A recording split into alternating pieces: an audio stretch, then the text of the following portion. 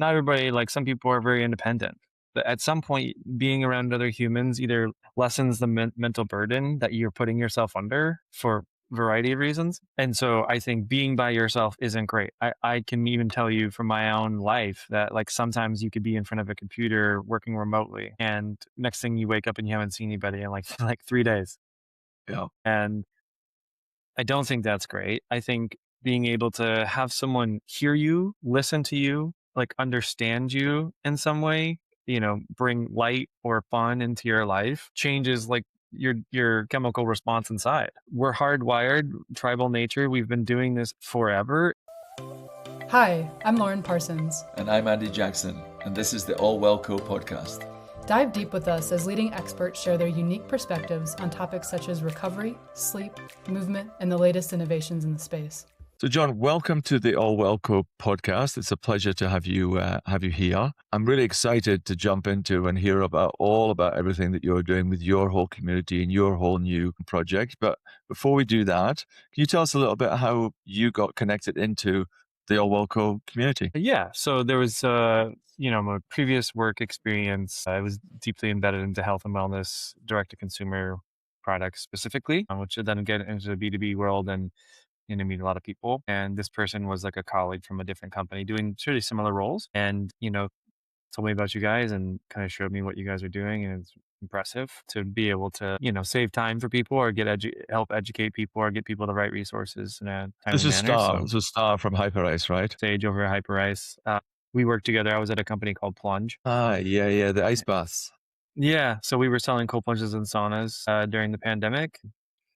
Kind of took it from a niche athlete only recovery protocol to it really became like we became a mental health company. So it was started with cold plunges, and then so many people wanted to get contrast experience, the at home spa experience, and then we started making saunas. And it was a beautiful ride. Really like people's physiology and nervous systems were getting under control, and so Star and I met there, and we really connected and had a lot in common. Great. And so that's how I got here. Great. Well, I want to jump in and learn all about Assembly. But before we do that, just for our listeners who don't know who you are, they don't know your story, can you describe a little bit about, what you do professionally? Sure. So I think in general, I've always landed on the business front. Was always interested in, then kind of started a career just in a job learning how to sell. I was the guy making 75 calls a day because I didn't know how to get someone to believe in me or, how you communicate Been there, effectively. been there. I mean, yeah, it's such a grind, such like a hard, like, absorbing rejection and not letting it consume your life is was sort of a difficult experience. But, coming out of it, you just learn, you just got to be yourself and you just got to be comfortable being yourself and communicating and rolled eventually into health and wellness. Like I was mentioning, I was doing anything pretty much business related at Plunge. It was kind of across the board. It was a lot of BD work.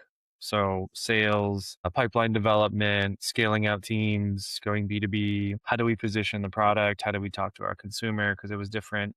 It was great. I was part of the founding team there, helped scale it out, and always just kind of wanted to have my own thing, have the thing that was like solely mine and I was, driving the Yeah, ship that and ownership thing. Yeah, that ownership thing is kind of important. So let's just before we jump yep. in there. So if I've got this right, it seems like your career has spanned journalism, media, storytelling, entrepreneurship, etc. So how do you connect all those dots? I don't know. You're uh, supposed to be here to educate people on our podcast, Jon. I think Don't that I know is think not a great answer. I think that my own principle approach is like be extra curious. Like you have to be interested in being a beginner and starting new. And a lot of people I feel like get into a space that uh, they learn something, they do something hard, and that becomes who they become in a professional sense. Mine was like I was just very curious about business. I was very curious, like, well, how do we communicate a message? Or how do you get someone to believe in what you're doing? Or how does the operation work that allows this process to funnel and then have it go to consumers? And I think for me, it's like constantly being curious on how you actually either understand how to communicate more effectively or actually how do you have influence in the right kind of way. So whoever is trying to figure out what to do, I would say let go of the reins a little bit more and let yourself just really like keep being a constant learner. That's always helped me. But yeah, so obviously you've given us a bit of a background on what you were doing before assembly. As I say, we're going to come to assembly in a second Yeah. and take a dive into that. But if you were giving someone some advice, all those experiences you had before, uh, what did that teach you? The I think that there's just like different nuggets based off of where you are personally and professionally at different times in your life. Like that's why I like business a lot because it feels like a reflection of living. Maybe I'm taking more personal, but I think getting over rejection, I think Yeah. having a learner's mindset, putting yourself out there, taking a risk, like there's no failing. I think one thing I've always leaned into is language, like how we actually think or we talk to ourselves about how something occurs in life actually dictates how we actually move through it. So, it's easy to say I failed, but really like you're just learning. And if you can absorb that as like, if I'm just learning, I can actually just keep learning. So I think early on it was rejection. I think later on, once you get people to like you in sales, then it's like everybody has to like me. I think later on it became I don't know what I'm doing. I'm frantically freaking out. I have to like control this. And then you realize like actually letting go of the control is the key. And I think like long term how it's evolved into now is how do you refine your language that it makes your ability to communicate more simple and it allows the other person to receive what you're saying in a more simplistic way. Yeah, no, it's quite fascinating. 'Cause one of my favorite quotes is from Winston Churchill, and it's like in your 20s, you're desperate to get everyone to like you. Then in your 30s, 40s, and 50s, you're wondering why aren't people liking me as much as they did.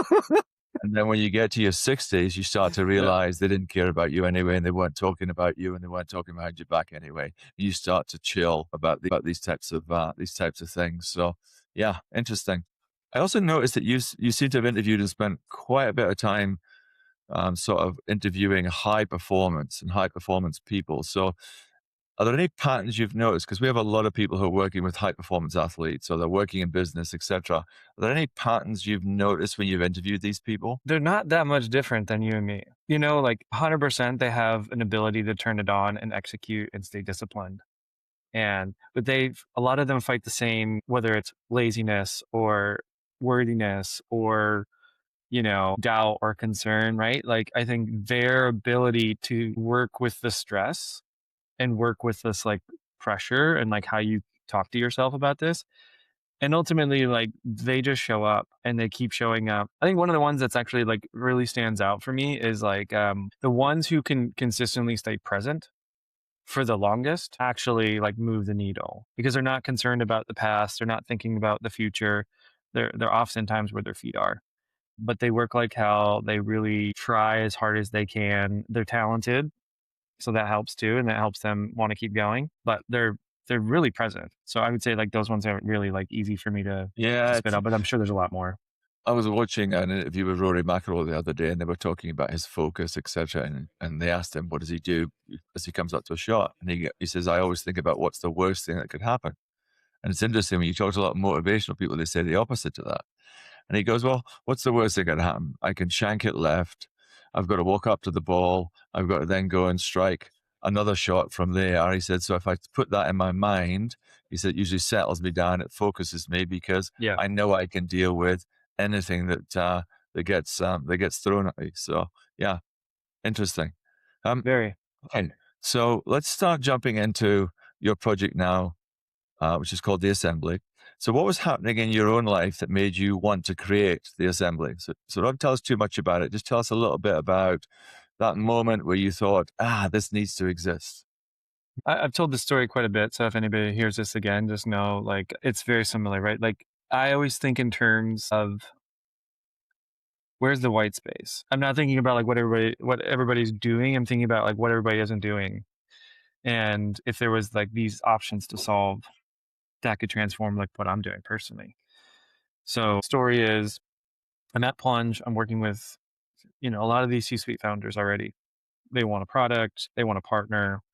They want to do a collaboration, and it's all health verticals. And what I found was that, oh my gosh, like these different people in different verticals are like very siloed and they don't talk. Like health and wellness doesn't talk to healthcare.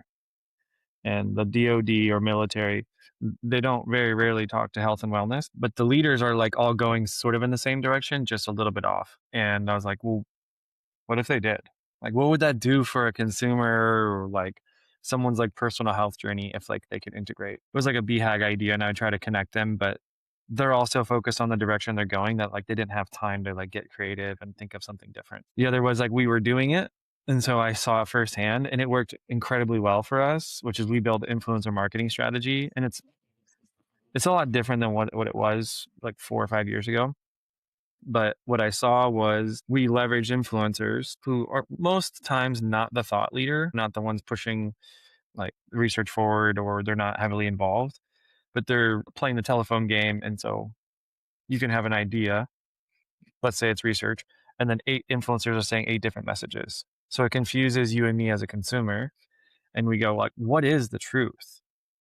And then like we're arguing about like, well, this person said this and this person said that, and we both think we're right. So it was consumer confusion. And the last one was for me is like how we gather as human beings.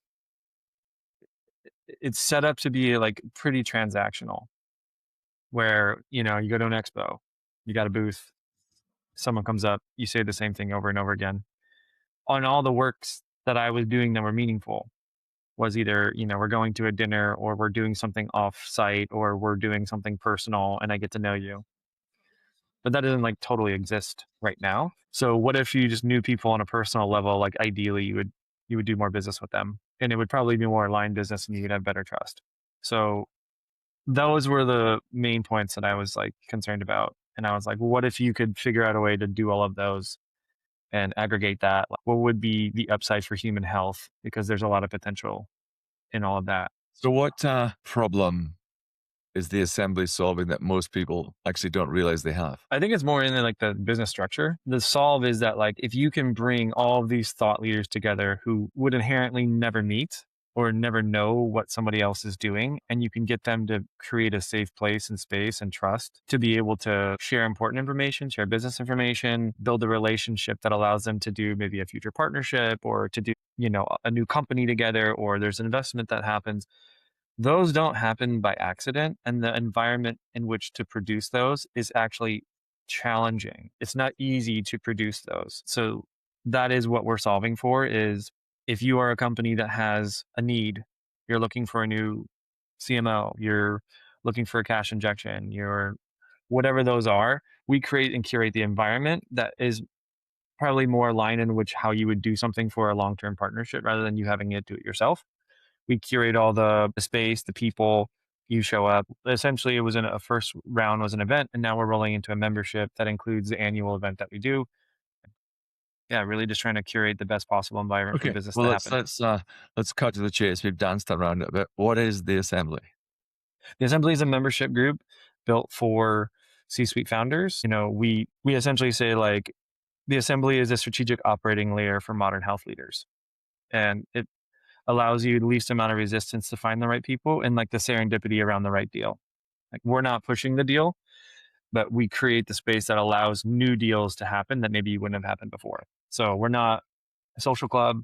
We're not trying to be. We're trying to be the place where people come to do deals that are meaningful. So in obviously at Allwellco, we're doing a similar thing, but for professionals, chiropractors, physical therapists, strength and conditioning coaches, etc. We're creating an environment, a community where they can come and share good practices, learn education, etc. So once people get into the community, what surprised you most about how people are responding once they're with you? That they actually want this.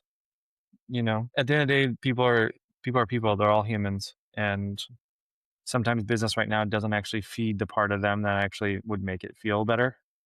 They have to put on this business hat and like be very straightforward. Their willingness to share and like to actually participate. That was like surprising, because a lot of it, we have house rules, and it's like listen to the person across from you, like no selling, which is a kind of a crazy rule because that's what we're trying to do.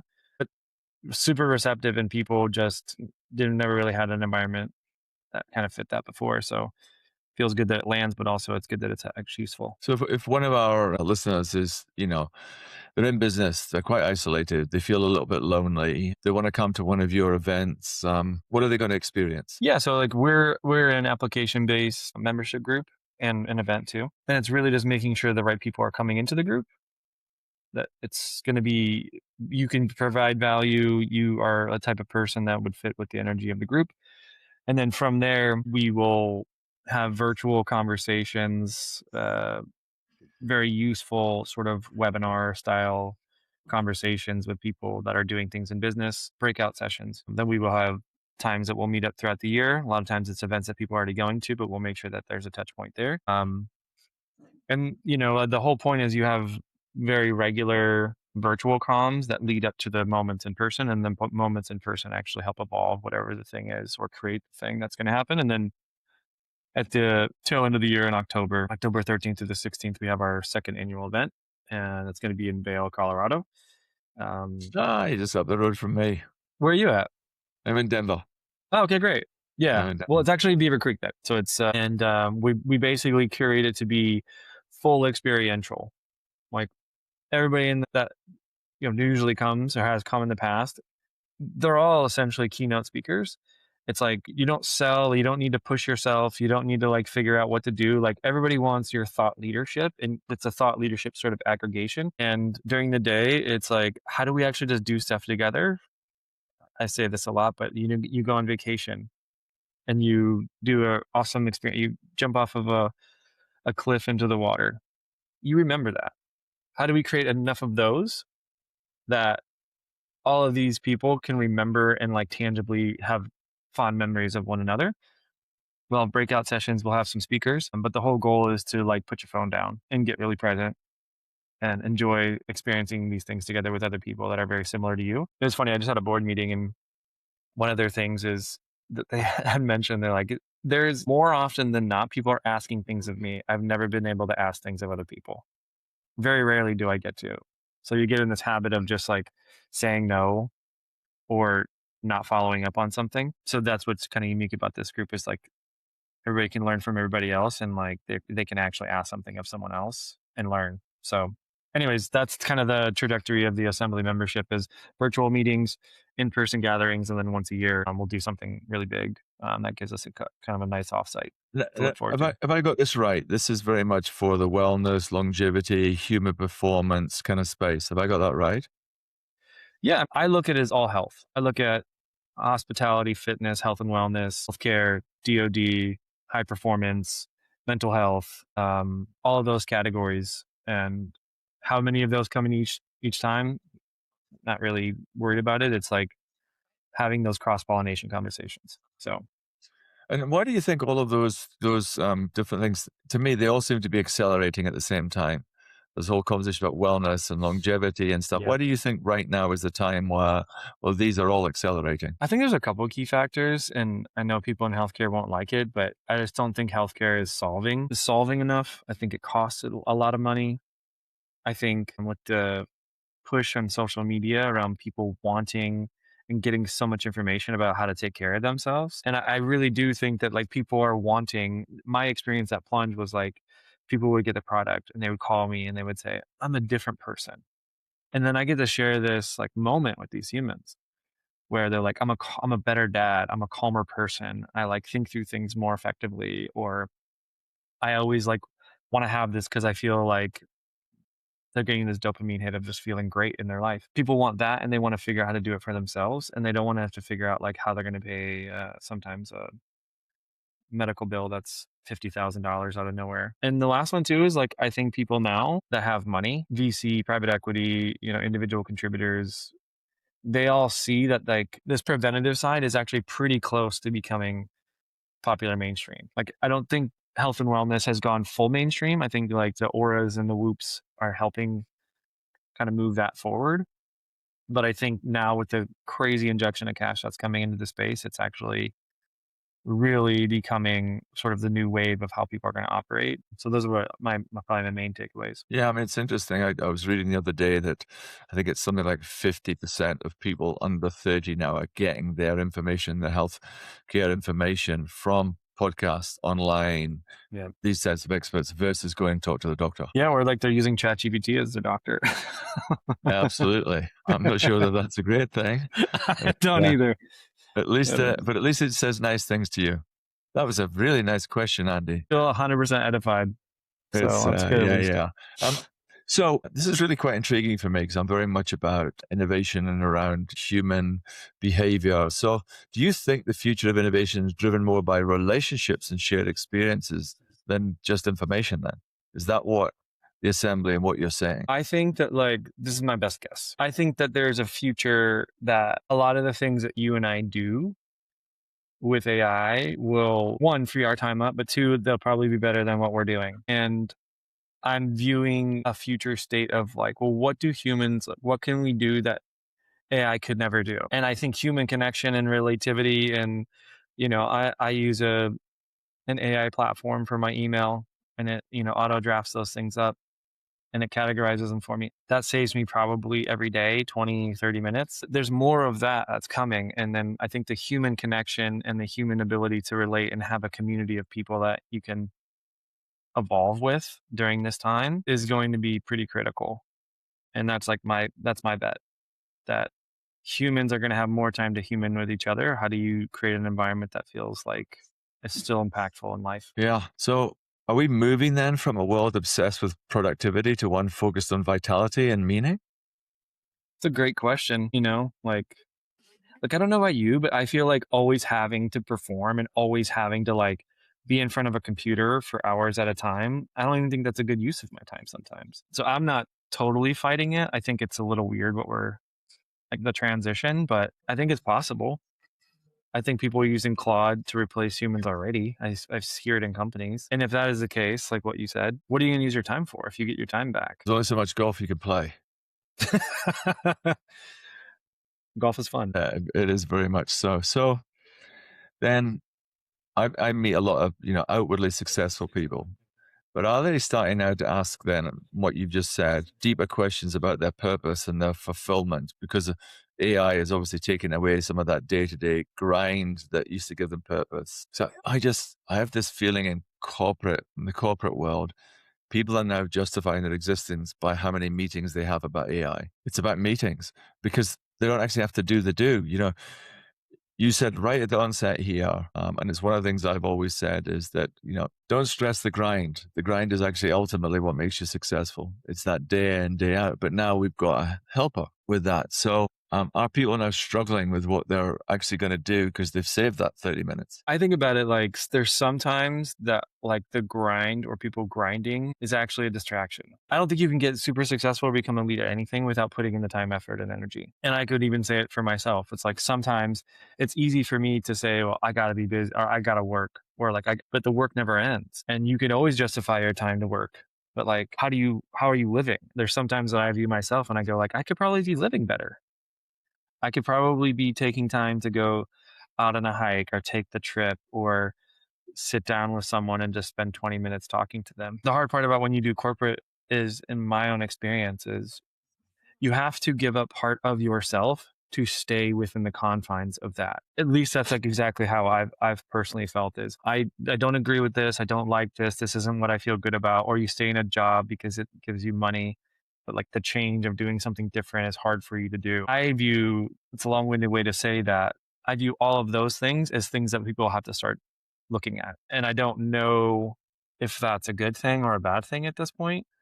I think it's going to be what it is and it'll be change. But I genuinely don't know where AI is going to go. Of course, goes to the doom and gloom first. I mean, what do you think? Do you feel like it's doom and gloom? Well, they did the same thing about. So my view is, I'm a big fan of always look at history. History tells you everything. So over history, someone invented the bow and arrow. That changed life. Then someone invented a gun. Someone invented a car. Someone invented a boat. Someone invented something else. And each one of these different periods of time changed the way people behaved. It changed their ability to what they ate, how they traveled, what they did. I think this is just another play. And I know everyone says that AI could take over, etc., but humans are very resourceful.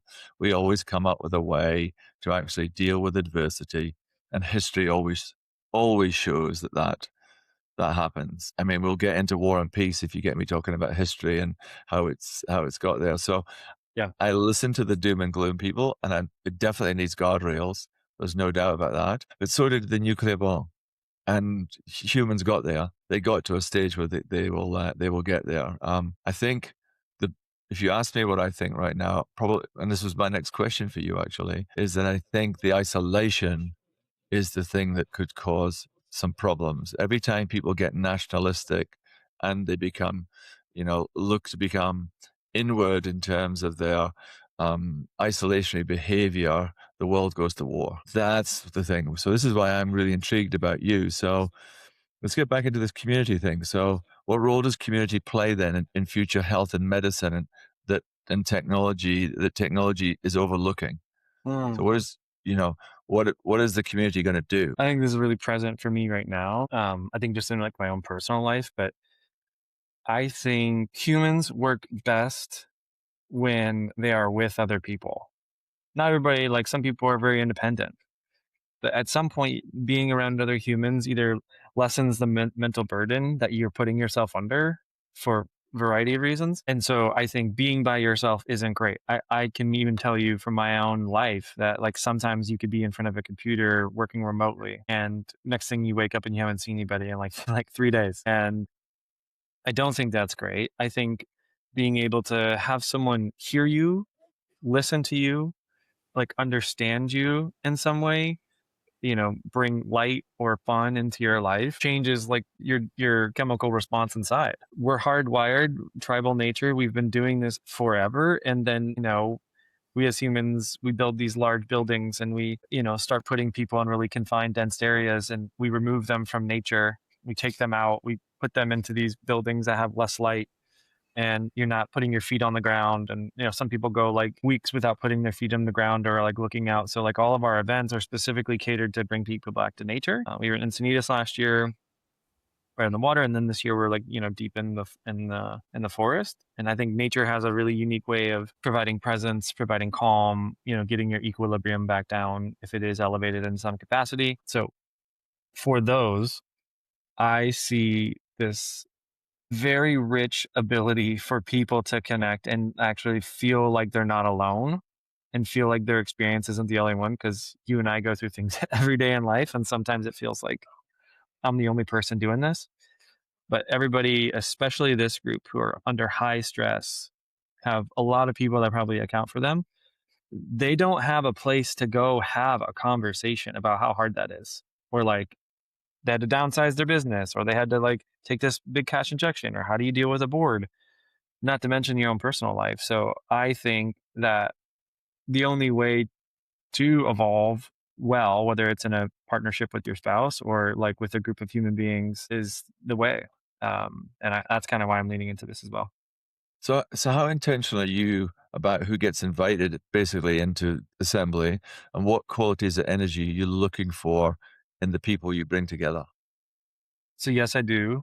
I interview every single person that comes in or wants to come in. It's not explicit around like size of company.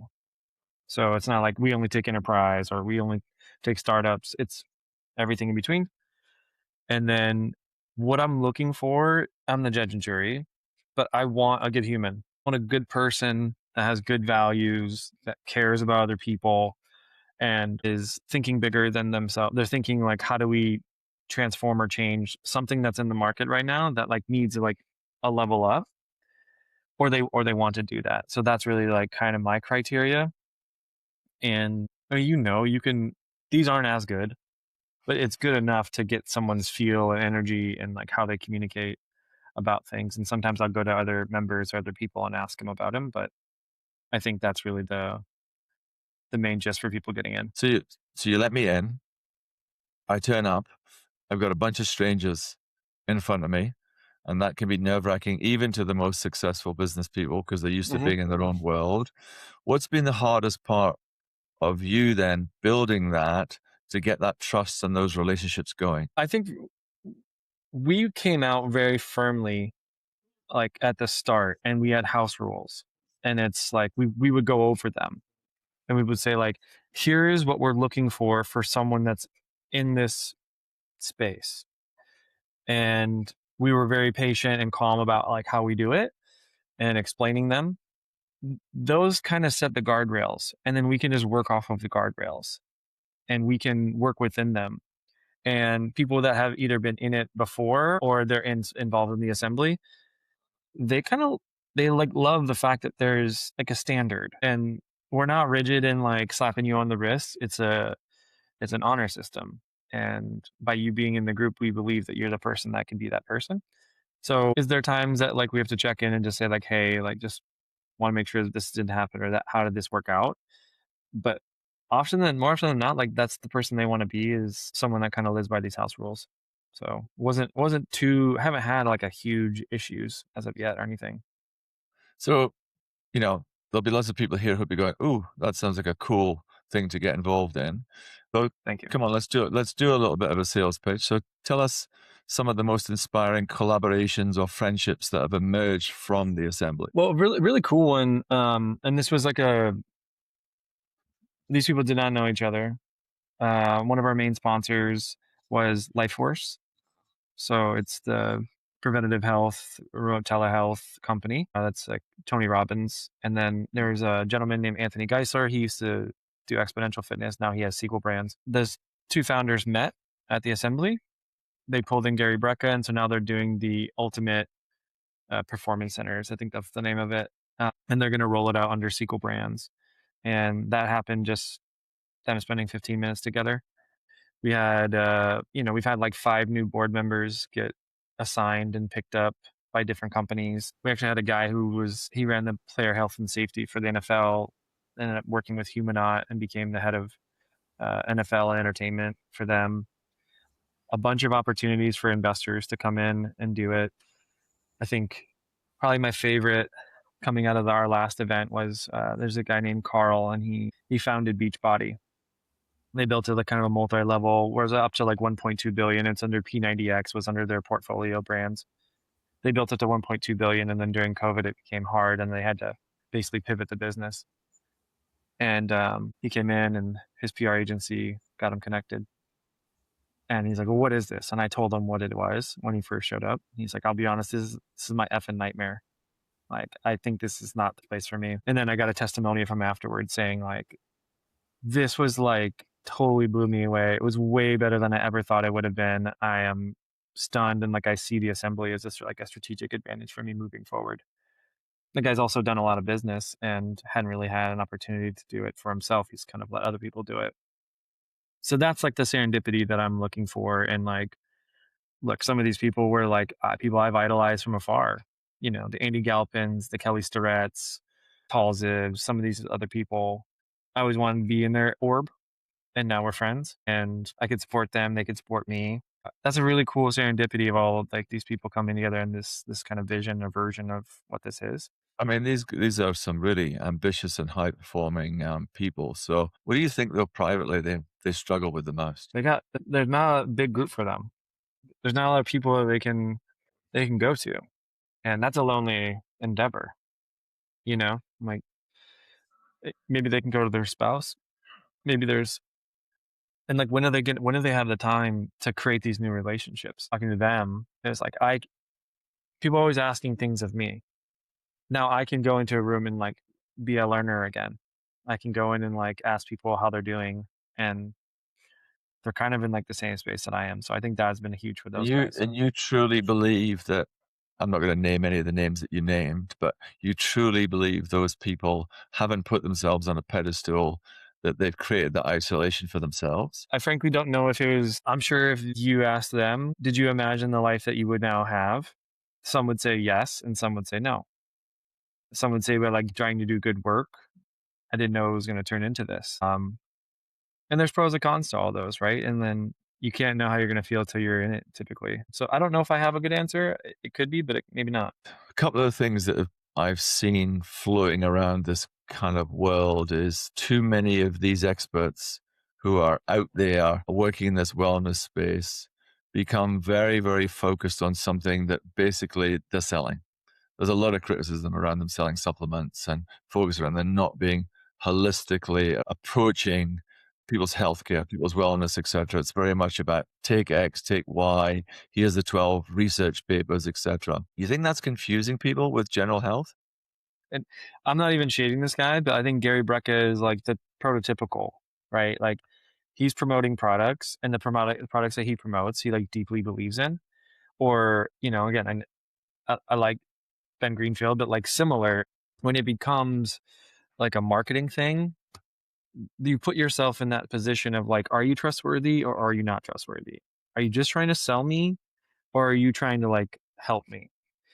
And I think for a lot of people that are in the group, like I'd say Kelly and Juliet Surratt and Andy, they're like very thoughtful about who they partner with and why they partner with them. Obviously, they have a huge platforms and people look to them. But are you a marketer or are you a thought leader? And sometimes you can lose your thought leadership by going for the marketing direction, in my opinion. Yeah. Because it's funny. I remember someone said to me, said, Andy, why are you doing a podcast? And so I've got to that position in my career where I want to just share and give things Yeah. back to people. And we are very careful about, our podcast is about strength, kindness, and perspective. Your perspective, not my perspective. And I do listen to a lot of the people that you've talked about, listen to their podcast, and it's often their perspective. They're talking about what they want to do. And for me, I struggle with that. Is that, when you asked me a question back, that made me as the podcast host sweat a little bit because I don't want it to be about me as the podcast host. Yeah. I want you to educate our people. So putting that forward, then you hear a lot of people talking about lifespan, health span.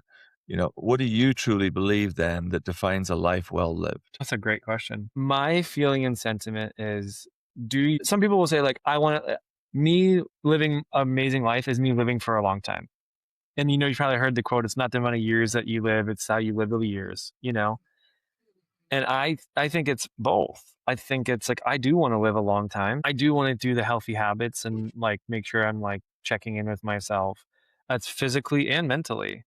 I think the mind feeds the body and then the body feeds the mind. And sometimes if you're in your head and you're, really struggling, your body ultimately keeps score and it will eventually turn into something, whether that's a chronic illness or autoimmune and I'm a firm believer in it. So I think, are you happy? And there's bouts that I go where I'm like, man, this isn't the happiest at times, but I'm like working towards something that's like worth struggling for at times. But the direct answer, are you happy? Do you have things in your life that help you evolve?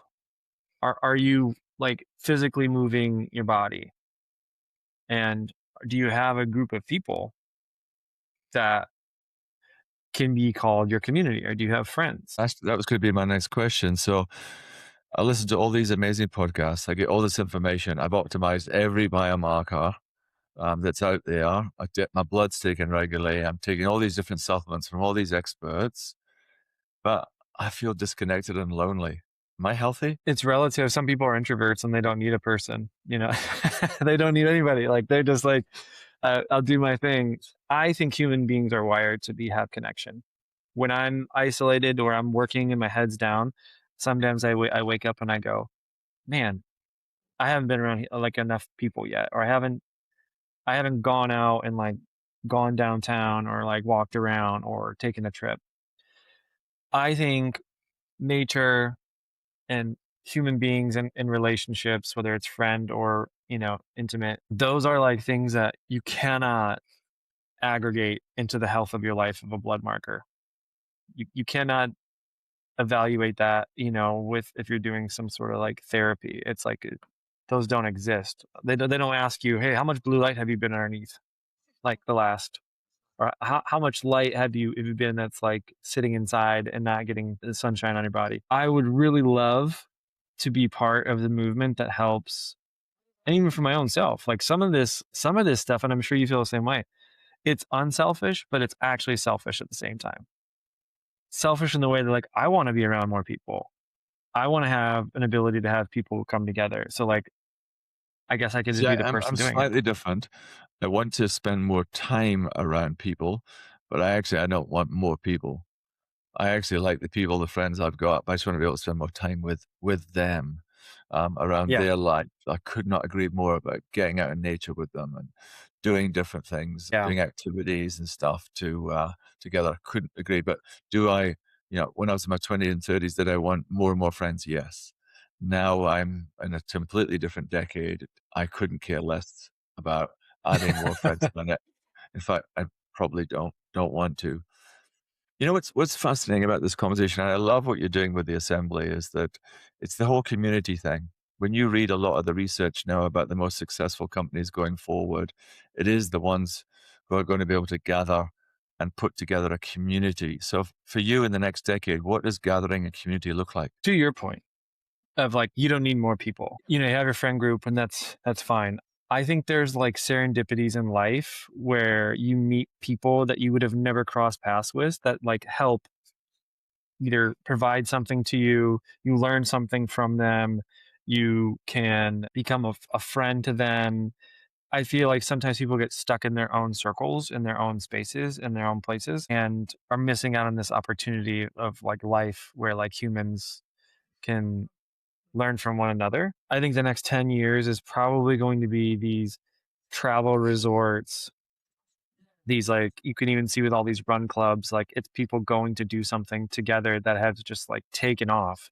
Or like the Uh, high rocks and all that type of stuff? the high Yeah. rocks, I think it's going to be, I think what corporate companies have really struggled with is they've tried to include health and wellness as an integrated part of their practice, but never built in the community part that like the company's holding them accountable. Like, what if you could just build a community inside the company and then it goes? I don't see a large hospitality brand not having community be part of what they're doing at some point, whether it's the local market that they're in, or you know, you're flying into Hawaii and they're like, hey, we have these 7 experiences that you can go do to create serendipities, to create like people having time with other people. So that's kind of the vision, our version, I think. So one of the things we've been adding to our podcast recently is like a rapid fire. So you have to answer these questions in Oh boy. 10 seconds or less, okay? A wellness trend that you think is overrated. This is a bad one because I think it's written for a while, but like supplements. Okay. A wellness habit that's underrated. Again, I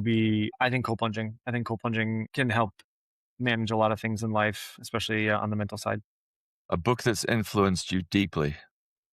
The Four Agreements by Don Miguel Ruiz. A person you'd love to have at the assembly. Rick Rubin. Good choice. Yeah. One word that describes what people are truly hungry for right now. Human connection. And what's one thing you hope the attendees feel when they leave the assembly? I'm stuck between 2, but I'll just say, you can say 2. It's okay. Okay. So 2 that I look forward to is they got energy back versus having energy sucked from them, and they left with friends. So when people look back at what you built in the assembly, what do you hope they say? It made an impact on the health and wellness industry. That's it? You don't want them to say you were a cool guy and No, I that, don't need it. was hanging out with you and... No, I mean, that's not really how I look. Ultimately, what I see is this massive wave of change happening from a consumer standpoint and a company standpoint that if done the right way with some thought leadership and organization, maybe there's a bunch of products going out right now that aren't doing anything for humans. What if you could replace them with ones that are doing something? Or you create a structure that allows a consumer to go from one phase of their life all the way across the phase of their life, and they're able to actually live a better, healthier, mentally and physically like a life. I know might be audacious, but I think it's definitely available, and I don't think anybody's really done it before. No, that's good. Okay, so let's do the absolute plug for the assembly. How do people find out about more of it? Where do they go? We'll put it in the show notes anyway, but where do they go? First of all, thank you for having me. I super appreciate this, and I really enjoyed the conversation. To get anything related to the assembly, go to theassembly.health. All information about us, our history, the application, it's all on the site. Love to talk to you and discuss the assembly with anybody that's interested. Obviously, we have Instagram. It's just the Assembly Health. LinkedIn. So a lot of our information comes out on LinkedIn because that's where most of our people live. And we'll be having some more info coming out about it and some updates. So yeah, check us out there, please. Great. So as I mentioned earlier, the 3 values that guide both everything we do at All Wellco and our podcast are strength, kindness, and perspective. And thank you very much for showing all 3 of those. But is there somebody in your life that embodies all of those that you'd like to give a shout out to? Yeah, I think the one that comes to my head right now is my sister. I just like talked to her right before I got on here. You know, we've gotten really close over the years, and just someone that's so consistently loving and supportive and thoughtful. So shout out sister Elizabeth.